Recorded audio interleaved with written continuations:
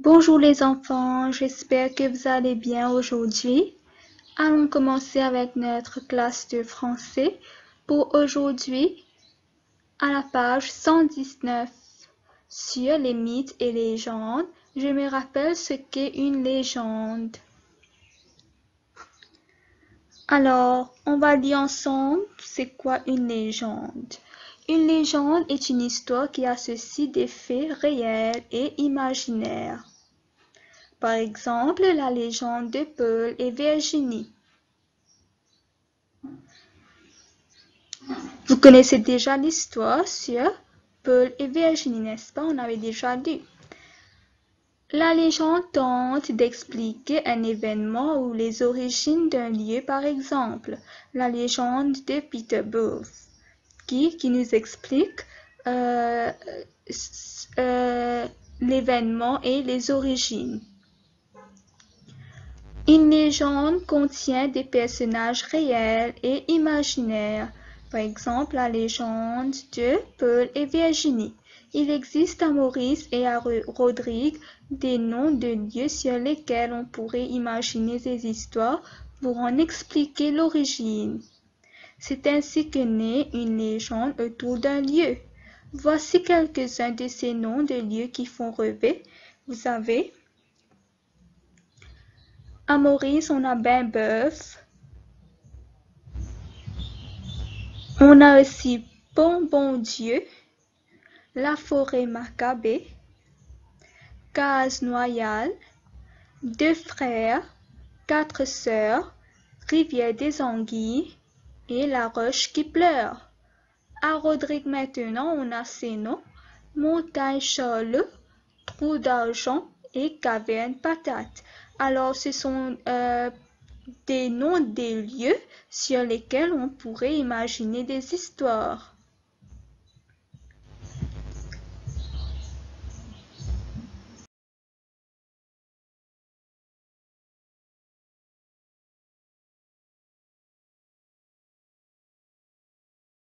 Alors, allons voir la page 120, j'ai produit un texte. Alors, c'est ça votre devoir, vous devez écrire.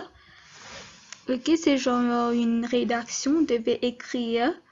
Vous devez raconter une légende. Alors, on va voir les questions.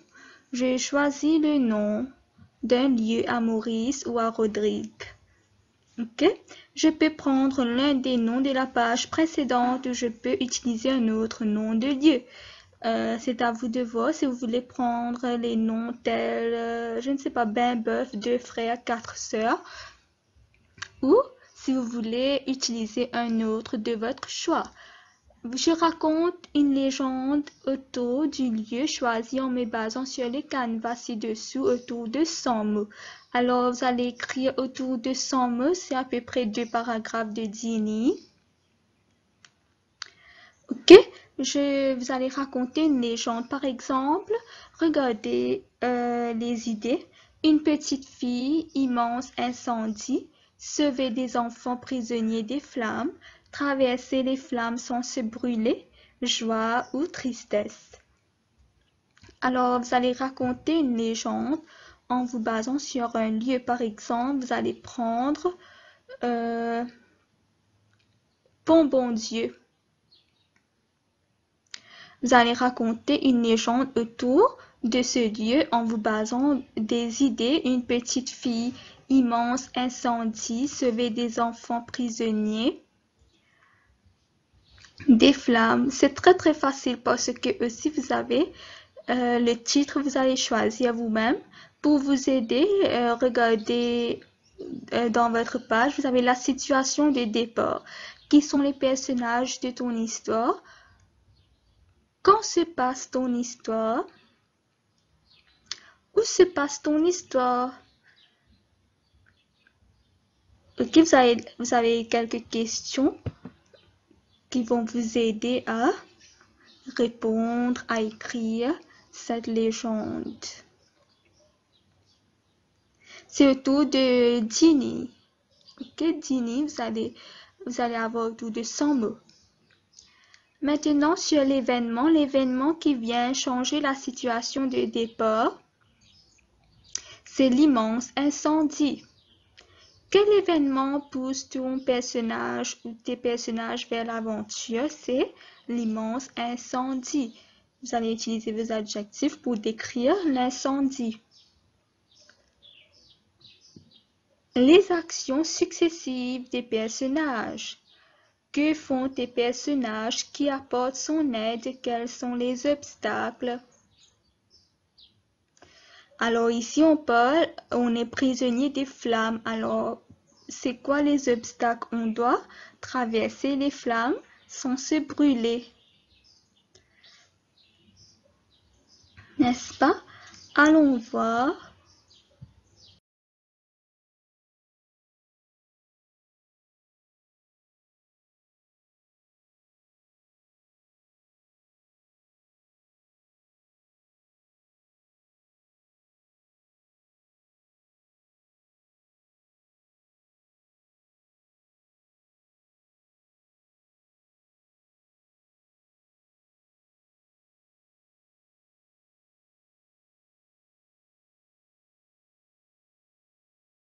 Allons voir la page suivante, 121.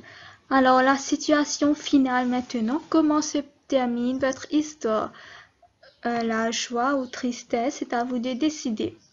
Après avoir écrit votre texte, vous allez vérifier, j'ai écrit au moins 5 phrases.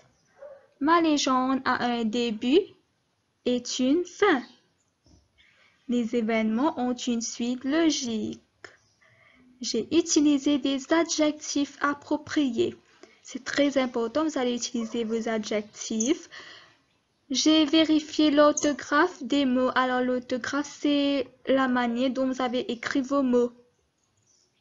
Si c'est correct, la manière dont vous avez écrit les mots en français. Et puis mon écriture doit être très soignée aussi. J'espère que c'est clair pour vous. Allons voir maintenant à la page 122. Je cherche à en savoir plus. Ici, on a une légende et un mythe. Alors, on va étudier les différences. C'est quoi une légende et c'est quoi un mythe? Une légende explique un événement ou les origines d'un lieu, par exemple. Une légende est une histoire qui associe des faits réels et imaginaires. Alors, ça peut être réel aussi et imaginaire aussi. Contient des personnages réels et imaginaires. Une légende aussi s'appuie sur des croyances ou des superstitions d'un peuple. Ok, maintenant sur un mythe. Un mythe est un récit très ancien. Un mythe raconte la vie des héros fictifs ou des créatures imaginaires. Alors, un mythe raconte la vie des héros fictifs. Alors, des héros fictifs, des héros qui n'existent pas en réalité, ou des créatures imaginaires.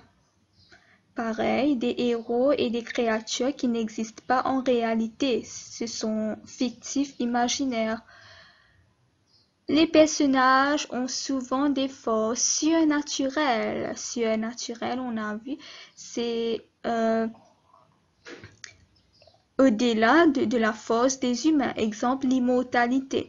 Les personnages qui ne meurent jamais. C'est ça, les personnages qui ont des forces surnaturelles. Même si tout a été inventé, les gens y croient. Alors, un mythe, tout a été inventé, mais même ça, les gens y croient.